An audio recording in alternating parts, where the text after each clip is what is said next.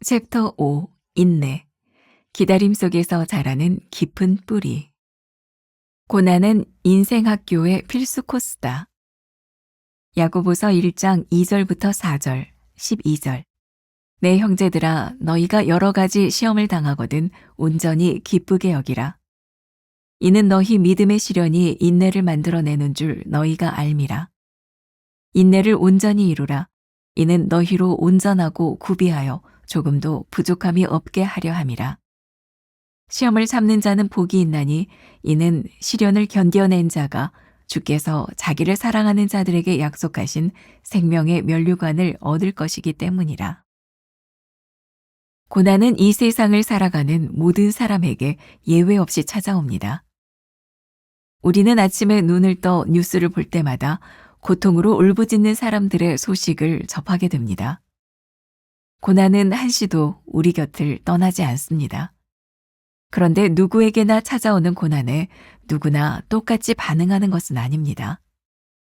성경은 너희가 여러 가지 시험을 당하거든 온전히 기쁘게 여기라 라고 말합니다.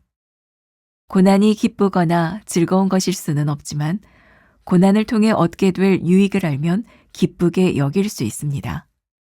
고난을 새로운 시각으로 바라보십시오. 고난을 하나님의 징계로만 인식하지는 마십시오. 하나님은 우리를 올바른 길로 인도하시기 위해 징계의 방법을 택하기도 하시지만 성경은 여러 곳에서 고난을 오히려 긍정적으로 말합니다. 사도 바울은 무릇 그리스도 예수 안에서 경건하게 살고자 하는 자는 박해를 받으리라 라고 했습니다. 그러므로 이제 우리는 고난에 대한 오해를 벗고 고난이 이상한 일이 아님을 인정해야 합니다. 고통 없이 얻는 것은 없습니다. 고난은 오히려 인생 학교에서 반드시 거쳐야 하는 필수 코스라고 할 수 있습니다. 야고보서 기자는 고난을 가리켜 믿음의 시련이라고 말합니다. 시련의 헬라어 도키미오는 금속을 재련할 때 쓰는 말입니다. 순금을 얻기 위해서는 수없이 많은 재련의 과정을 거쳐야 합니다. 우리 인생을 재련하는 이는 바로 하나님입니다. 오늘도 고난 가운데 하나님의 임재를 경험하고 함께 하심으로써 견딜 수만 있다면 우리 삶은 날로 향기로워질 것입니다. 나는 고난을 하나님의 징계로 받아들입니까?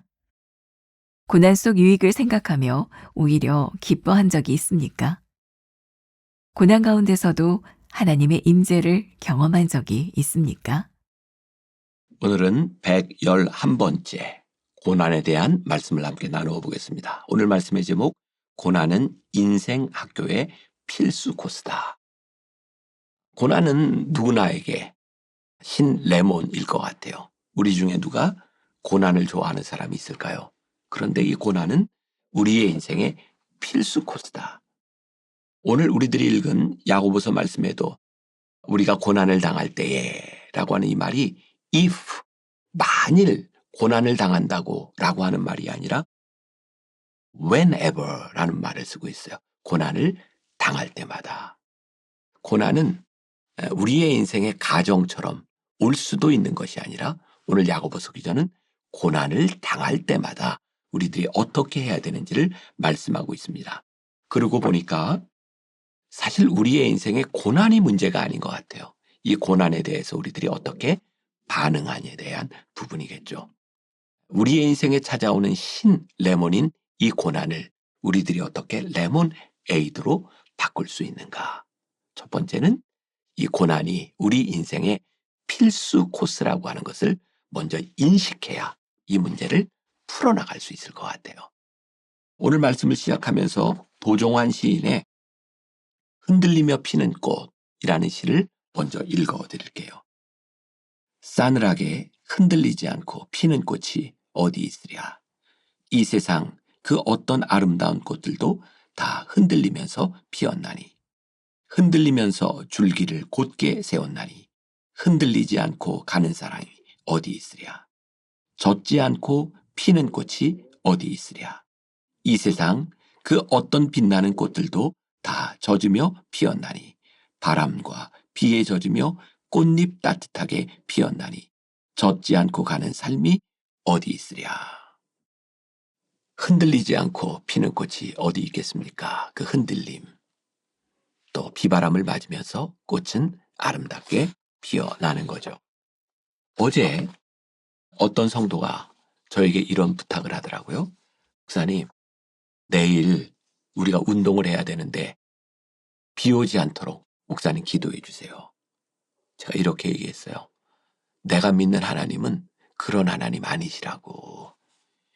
비가 와야 되면 올 때 와야 되는 거고, 우리들이 비를 맞으면서 해야 되면 비를 맞으면서 해야 되는 것이고, 우리들의 인생에 우리들이 피해갈 것을 다 피해가는 것이 인생이 아니라, 우리들에게 어떤 일이 다가와도 그 속에서 우리들의 삶을 어떻게 만들어 나갈 수 있는가, 그게 우리들의 인생이다.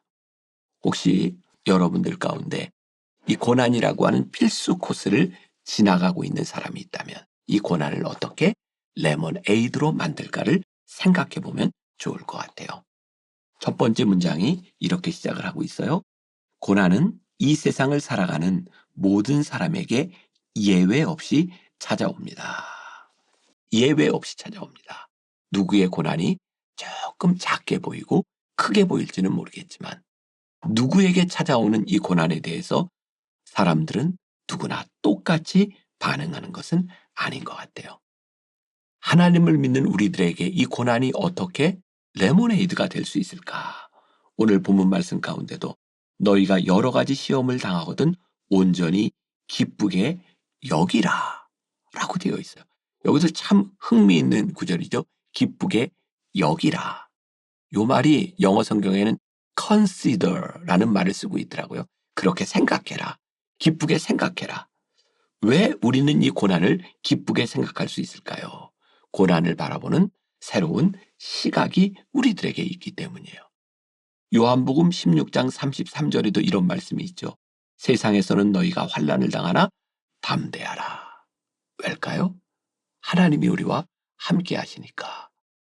그리고 이 고난의 시간을 하나님이 그냥 주신 것이 아니라 이 시간을 통하여 우리를 담대하게 만들어 가시는 것을 우리들이 알기 때문에 아마 몇 주 전에 제가 그런 표현을 썼던 것 기억하시는지 모르겠어요. 고통의 속량. 하나님의 은혜가 하나님이 우리를 이끄시는 하나님의 손길이 우리들에게 느껴지기 시작할 때 이 고통은 속량되는 거예요. 고통이 없어지지 않아요. 고통이 속량돼요. 하나님의 은혜로. 그때 우리는 우리를 인도하신 하나님의 은혜를 고백하게 되죠. 유명한 허드슨 테일러가 그가 선교지에서 내지 선교를 하면서 당했던 극심한 고난을 지나면서 이런 고백을 합니다. 들어보세요. 하나님의 말씀을 이보다 달콤하게, 하나님의 임재를 이보다 실감나게, 하나님의 도움을 이보다 소중하게 만들어줄 수 있는 환경이 또 어디 있으랴. 그리고 테일러는 자신이 당한 시련에 대해 이렇게 고백해요. 나의 믿음은 연단돼 있지 않았다. 믿음이 부족할 때가 너무 많았다. 하나님 아버지를 온전히 믿지 못하는 내가 너무 송구스럽고 부끄러웠다. 하지만 나는 그분을 알아가고 있었다. 그렇다면 시련도 놓치고 싶지 않다. 테일러는 그의 믿음이 자라나는 것을 어떤 것을 통해서 보았다고요? 고통과 시련을 통하여 내 믿음이 자라나는 것을 보았다. 그리고 이 시간들을 통하여 하나님과 친밀한 시간을 가지게 되었다. 그때 허드슨 테일러에게 있어서 고통이 속량되는 거예요. 흰 레몬이 레몬에이드로 바뀌는 순간. 오늘 우리들의 삶에 이 말씀을 적용해 보면 좋겠어요. 여러분들이나 저에게 찾아오는 이 고난의 시간에 어떻게 이 고난을 속량할 수 있을까? 두 번째 문단, 고난을 하나님의 징계로만 인식하지 마십시오. 사도 바울은 디모데후서 3장 12절에서 여러분들 책에도 나와 있어요. 이렇게 말을 해요. 무릇 그리스도 예수 안에서 경건하게 살고자 하는 자는 박해를 받으리라. 생각해 보니까 사도 바울이 당했던 박해는 징계가 아니라 그가 그리스도를 위해 살면서 그가 자처했던 고난이었어요. 여러분, 우리의 고난이요, 적극적인 고난이 될 때, 내가 원하는 고난이 될 때 그 고난은 고통으로 끝나지 않아요. 뭐 이런 예도 괜찮을 것 같아요. 뭐 저는 뭐 운동을 워낙 좋아했던 사람이니까 제가 한때 이렇게 헬스를 했던 때도 있어요. 참 힘들어요. 무거운 걸 들고 나면, 내 힘에서 지나는 것들을 들고 나면 뻐근해요. 그런데 그 아픔이 저에게는 통쾌하게 느껴져. 아, 내가 운동을 했구나. 내 몸이 좋아지고 있구나. 내가 그냥 아픈 것이 아니라 더 나아지고 있구나. 우리의 인생의 고통이 어쩔 수 없는 고난으로만, 어쩌면 우리들의 삶의 징계로만 우리들에게 오는 것이 아니라, 내가 하나님의 나라를 위하여, 내가 하나님의 뜻을 위하여 내가 고통을 당할 수 있어. 적극적인 고난이 우리들에게 찾아오게 될 때 그 고난을 바라보는 우리의 마음들이 달라지지 않을까. 그래서 고난을 당할 때 어떻게 해요? 기쁘게 여겨라. consider. 기쁘게 여겨라. 우리들이 그 길을 하나님과 함께 올바로 가고 있음을 알기 때문이다. 또 고난이 우리들에게 주시는 의미, 고난이 레몬에서 레몬에이드로 될 수 있는 이유 가운데 하나가 고통 없이 얻는 것은 없기 때문이다. 오늘 여러분들이 읽은 본문 말씀에는 믿음의 시련이라는 말로 표현을 하고 있어요. 믿음의 시련. 이건 금을 재련하는, 막 다듬는 그 시련을 이야기하죠. 이렇게 막 때려서 믿음의 시련을 통하여 뭐가 나오냐면 퓨어 골드, 순금이 나오는 거예요. 아, 고통이 이런 우리들에게 의미를 줄 수 있는 거구나. 혹시 여러분들 이사할 때, 요즘 사람들은 다 포장 이사를 하니까 그런 경험들이 그렇게 많진 않을 것 같은데, 옛날에는 이삿짐을 나르는 사람들과 함께 이사를 했어요. 뭐 저는 목회자의 가정에서 또 자랐고, 또 대개 목회자의 가정에 이사를 할 때면 제일 큰 비중을 차지하는 게 책이에요. 그리고 피아노. 이삿짐을 나르는 사람들이 제일 싫어하는 게 피아노와 책입니다. 무겁거든요. 그런데 이 책과 피아노를 단순히 무거움으로만 생각할 수 있을까요? 목회자에게 책은 무거움을 넘어서 그 안에 신앙의 깊이가 들어있어요. 무겁지만 끝까지 이 책을 이사할 때마다 가지고 가야 되는 이유가 있는 거예요. 피아노를 치는 사람에게 피아노는 아파트에 고층으로 끌어올리는 그 어려움과 고통이 있어도 그 피아노는 단순히 무거운 물건이 아니라 그의 인생을 담고 있는 것이기 때문에 피아노를 끌고 가는 거예요. 가치를 생각하면 무게가 그렇게 문제가 되지 않아요. 우리의 인생의 가치를 생각하면 우리가 당하는 고난들은 얼마든지 레몬 에이드가 될 수 있는 거예요. 고난이 우리 인생 학교의 필수 코스라면, 오늘 우리가 이 고난의 시간들을 지나가고 있다면 이 고난이 우리들에게 어떤 의미를 주고 있는지, 그때 우리의 고통이 속량이 되고, 이 고난과 시련을 통하여 퓨어 골드, 하나님이 우리를 연단하시는 것을 우리들이 경험할 수 있다면, 오늘 하루를 우리들이 기쁘게 감사함으로 맛있는 레모네이드로 열어갈 수 있지 않을까요? 오늘 여러분들에게 그런 하루가 되기를 간절히 소원합니다. 기도하겠습니다. 오늘 고난이라는 레몬을 레몬에이드로 바꾸는 우리의 인생을 고백합니다. 믿음의 시련, 하나님을 믿는 자에게 당연히 찾아오는 박해와 고통. 그래서 우리들은 이 고통을 믿음으로 바라보고 적극적인 고난 가운데서 하나님의 사람이 됨을 고백하는 하루가 되게 하여 주옵소서.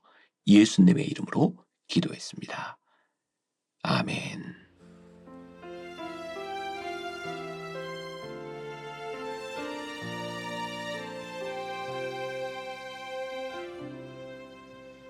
메마른 영혼을 찾으시는 음성, 따스한 숨결로 시선으로 내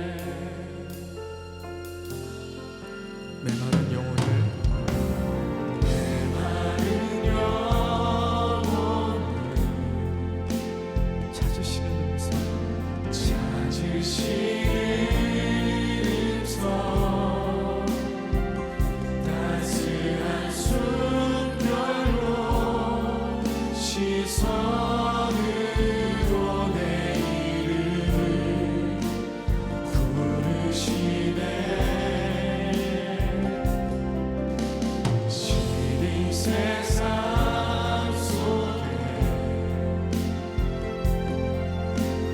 홀로 서 있던 나 비로소 느끼네 그의 손이 항상 나를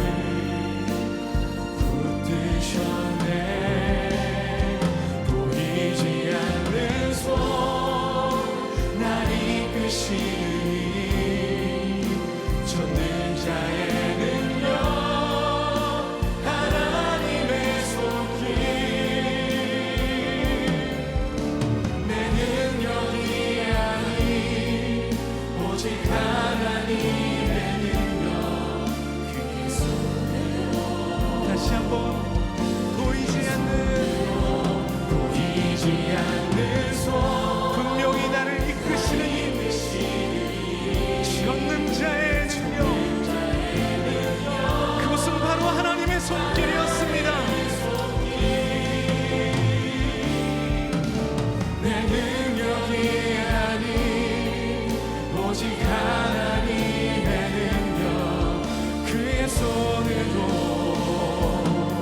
여러분의 목소리로 보이지 않는 손